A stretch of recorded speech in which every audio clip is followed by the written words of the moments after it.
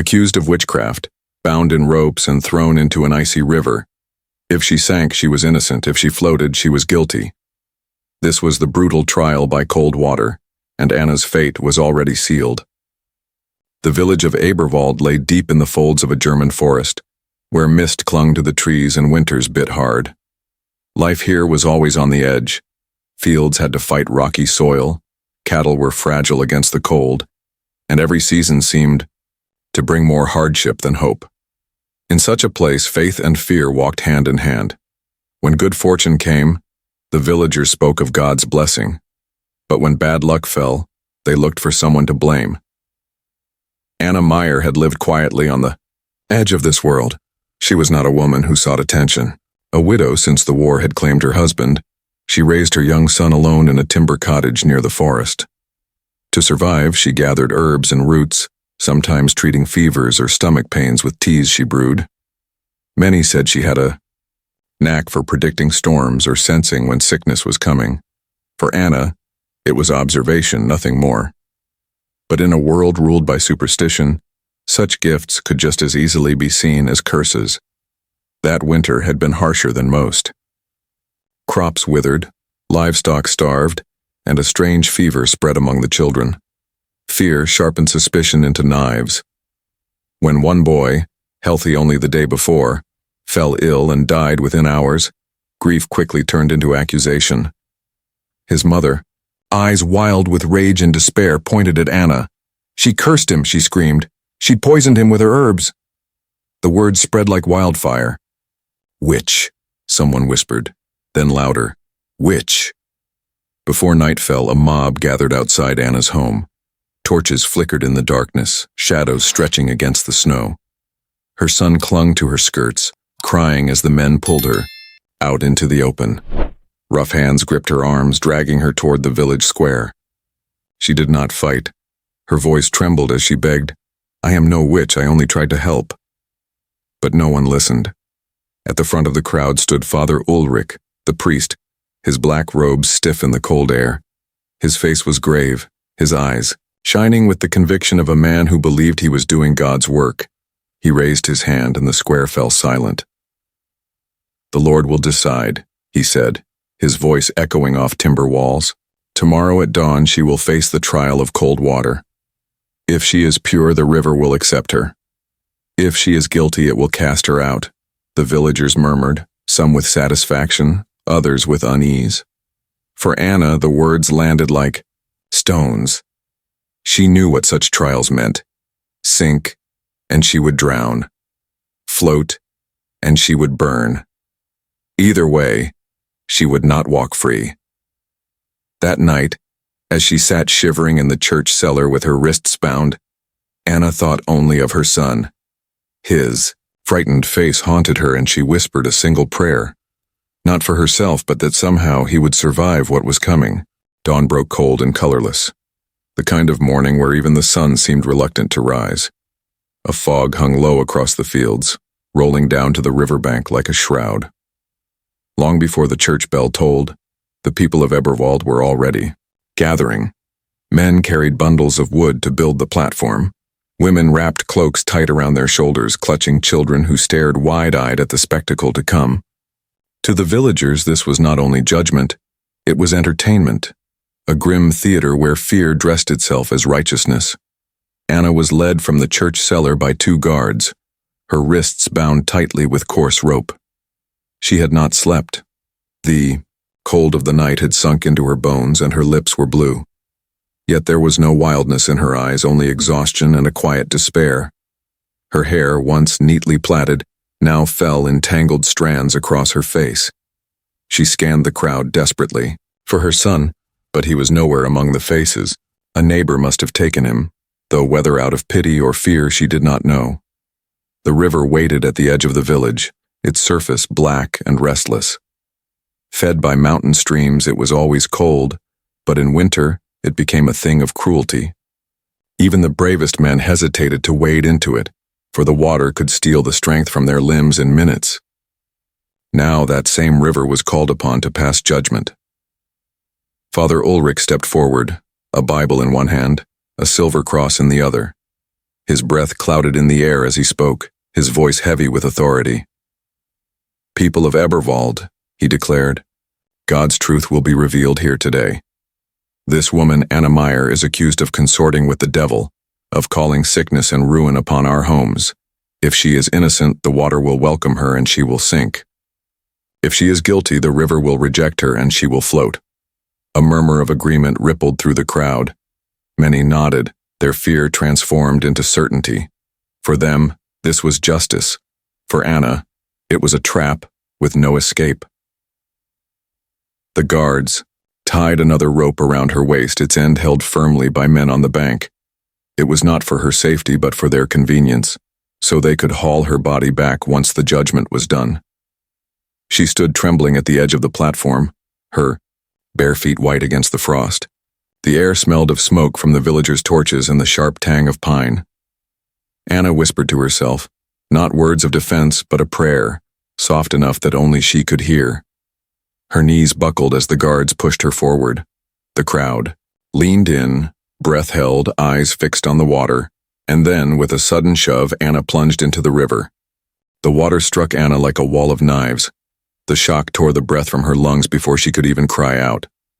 Her body convulsed, her chest burning as icy currents wrapped around her like chains. She kicked instinctively, but her soaked dress clung to her legs, dragging her down in the dark swirl. For a moment she let herself sink, hoping the river might take her quickly before fear or fire could finish what the villagers had begun. Above the surface, the crowd gasped. Children squealed and clutched their mothers' skirts, peering through the fog to see the woman disappear beneath the ripples. Men leaned forward, gripping the rope, waiting to see whether she would rise. For them, this was a test. For Anna, it was a sentence. Her eyes opened underwater, stung by the murky current. She saw only blackness and bubbles racing past her face. The world above seemed impossibly far away, muffled into silence. Every instinct screamed at her to fight for air, but she forced herself down, thinking, if I sink, perhaps they will see my innocence. Yet she knew the truth. Few accused women ever left these trials alive. If the river spared her, the villagers would not. Her chest tightened. Fire burned in her lungs. She clamped her mouth shut, refusing the urge to inhale the water that pressed against her lips. In her mind, she saw her son, his small hands clutching at her dress, his voice calling, "Mama," as they dragged her away. That image gave her the strength to hold on for a few moments longer. Then the rope around her waist snapped tight. The guards had begun to pull. Panic surged through her as she was wrenched upward, the current fighting to keep her. She thrashed, caught between water and air, life and death. Her head broke the surface with a violent splash. She gasped, coughing, and choking, spitting river water down her chin. The air cut into her lungs like shards of glass. Around her, the crowd erupted, half with triumphant shouts, half with uneasy murmurs. Some pointed, their voices rising. She floats. The water rejects her. Others frowned, whispering that she had sunk deep before being pulled back. Father Ulrich raised his hand, silencing the noise. His face was grim, unyielding. "The river has spoken," he declared, his voice cutting through the mist. "She is guilty." The villagers roared in agreement, their voices echoing through the trees. To them, doubt had no place. The trial was over. The verdict was sealed. Anna sagged against the rope, her body trembling, her lips purple from the cold. Through blurred vision, she searched the crowd, and then she saw him, her son, standing small and pale at the edge, his eyes wide with terror. Their gazes locked, and in that moment she knew. The river had not been her judge. It was these people, and they had already chosen her fate. The rope dug into Anna's arms as they dragged her out of the river and dumped her onto the muddy bank. She collapsed, coughing, shivering so hard her teeth clattered together. Her dress clung to her body like a second skin, heavy and dripping. The water pooled beneath her, mixing with the dirt until she was coated in muck, humiliated before the eyes of the village. But humiliation was the least of her worries. The crowd pressed forward, buzzing with the energy of judgment satisfied. Mothers held their children close, whispering that the witch had been exposed. Men muttered about curses lifted, harvests saved, and sicknesses explained. It was as if Anna's guilt had solved every misfortune that had ever befallen them. She had become their scapegoat, their vessel for fear. Anna forced herself upright, choking back sobs. Her gaze darted across the sea of faces until it landed on her son again. He was held fast by an older woman, his little arms outstretched, reaching for her. His voice carried through the crowd, thin but desperate. "Mama! Mama!" The sound sliced through her heart like a blade. "Take him away!" Father Ulrich barked, his hand slicing through the air. The boy was pulled back, his cries muffled by the woman's shawl as she hurried him out of sight. Anna's body ached with cold, but her heart ached more. She had not feared death before, not truly. But the thought of leaving her son alone in this world, branded as the child of a witch, twisted inside her worse than any torture. 2 guards seized her by the arms, hauling her upright. Her knees buckled, but they held her firm, presenting her like a criminal to the priest and to the people. Ulrich stepped forward, his robes still spotless despite the mud and water around him. His eyes were sharp, triumphant. "The trial has ended," he announced, his voice booming. "The river has judged her unclean. By the law of God and man she shall be purged, that her soul may find forgiveness in death." A murmur rippled through the villagers. Some cheered, others bowed their heads, crossing themselves. But not a single voice rose in protest. No one questioned the cruelty. No one dared.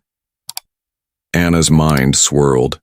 The cold gnawed at her bones, but another heat, anger, raw and bitter, burned inside. She thought of the women before her, dragged into rivers, tied to stakes, their innocence never enough to save them. She thought of her son, watching her be condemned by people he had once called neighbors. As the guards pulled her toward the village square, Anna stumbled, but did not beg.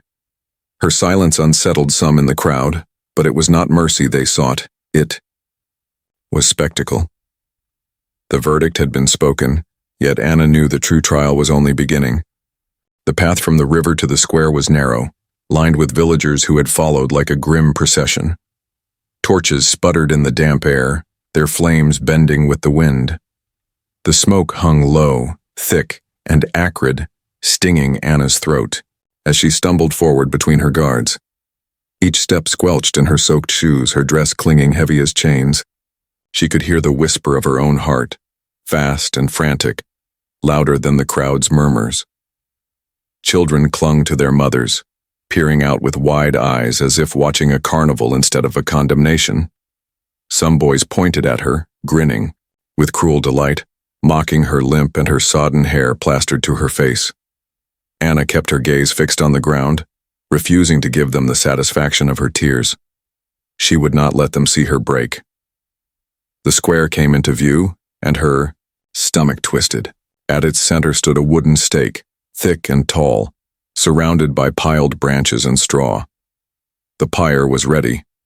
The smell of pitch lingered in the air, sharp and undeniable. This was not justice. It was theater. Father Ulrich stood at the base of the stake, his hands folded piously, though his eyes gleamed with a quiet hunger. "Bring her forward," he commanded, and the guards shoved her until her knees struck the wood. She looked up at the towering pole, its surface rough and splintered, scarred from past burnings. She could almost hear the echoes of screams that had risen from this place before. Her chest tightened, but she forced her mind away from fear. Instead, she thought of her son. Where had they taken him?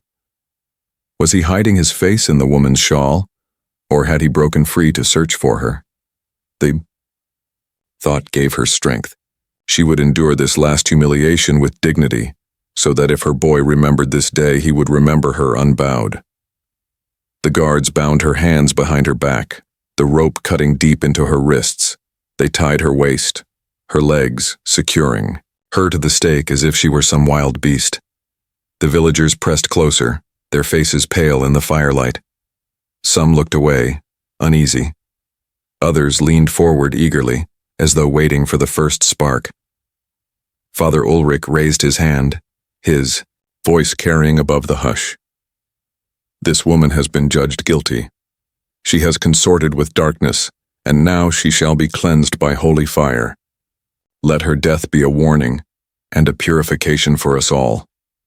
The crowd roared its approval, a sound that seemed to shake the night itself. Anna closed her eyes, her lips moving silently, not in prayer to their God, but in a promise to her son. I am still your mother. They cannot burn that away.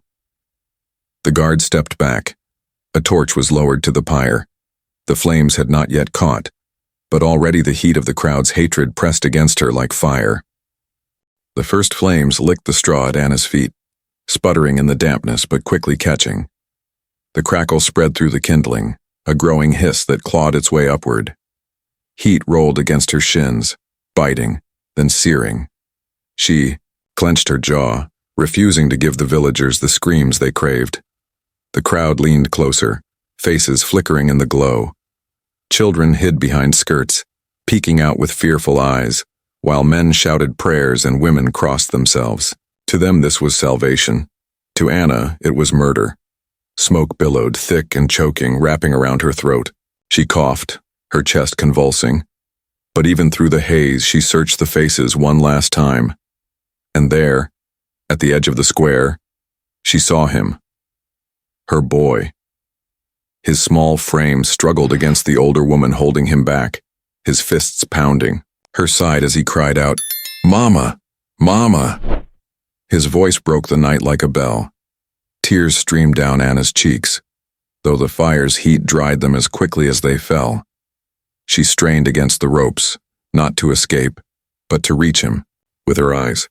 She wanted her son to know she was still here, still his mother, even as the flames clawed higher. Father Ulrich raised his arms, his voice booming. "Behold, the witch is undone, her darkness driven out by holy flame." The villagers cheered, but their shouts blurred into a dull roar in Anna's ears. She no longer listened. Her world had narrowed to the boy calling her name, to the memory of his tiny hands in hers, to the lullabies she had sung when storms frightened him at night. The fire roared now, consuming the straw and branches reaching her dress. Heat surged up her body, blistering skin, turning breath into agony. Still she refused to scream. Instead, she tilted her head back, staring at the night sky. Above the smoke, stars flickered faintly, cold, distant, eternal. She fixed her gaze on them, as if sending her soul upward, away from the hatred, away from the pain. Her lips moved one last time, forming words no one could hear. Forgive them. Protect him. Then the flames swallowed her completely. When the fire died hours later, only ash and smoke remained. The villagers drifted home, their voices low, their fear temporarily soothed. Father Ulrich stayed behind, gazing at the charred stake with grim satisfaction. He believed justice had been served. But in the shadows at the square's edge, a boy knelt in the soot, his small hand clutching a handful of blackened earth. His tears left streaks on his face as he whispered into the wind, "I'll remember, Mama, I'll remember." And though the crowd had silenced her, Anna's true verdict lived on, not in the river, nor in the flames, but in the heart of the child who would carry her story. Anna's story is a reminder that fear once drowned out truth, and superstition often spoke louder than justice. Her voice was silenced, but her memory lived on, in the eyes of her child, and in history's warning to us all.